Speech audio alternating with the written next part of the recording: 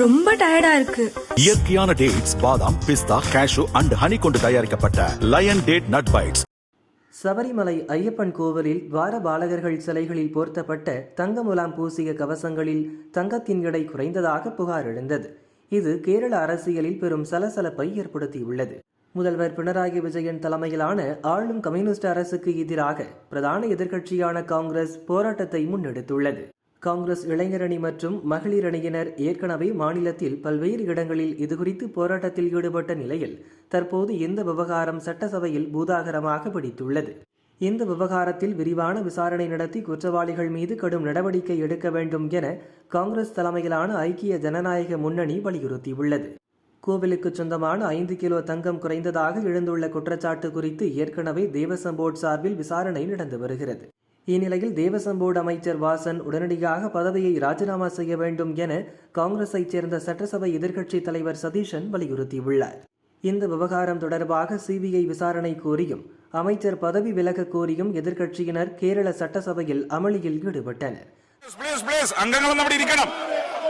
കേരളത്തിലെ ഏറ്റവും ഗൗരവമുള്ള വിഷയങ്ങളാണ് സഭ ചർച്ച ചെയ്യുന്നത്. ആ ചോദ്യോത്തര വേള പോലും തടസ്സപ്പെടുന്നത് ശരിയായ രീതിയല്ല.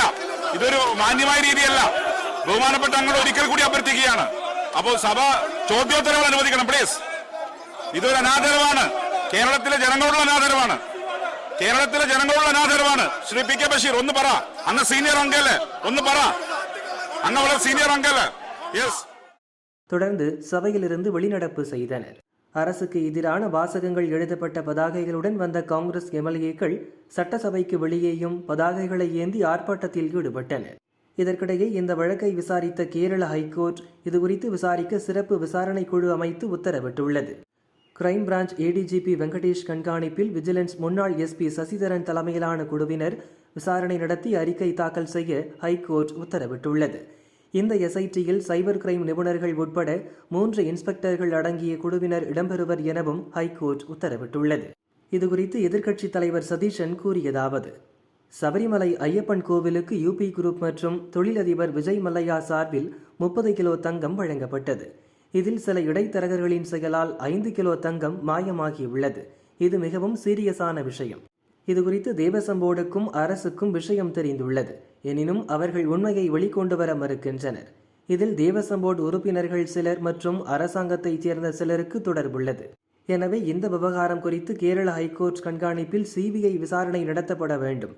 தேவசம் போர்டு அமைச்சர் உடனே பதவி விலக வேண்டும் என்றார். Because this is a very serious matter, that there are crores of devotees of Swami Ayyappa. UB Group, Vijay Mallya donated more than 30 kilogram of gold to Sabarimala for polishing gold in the various things.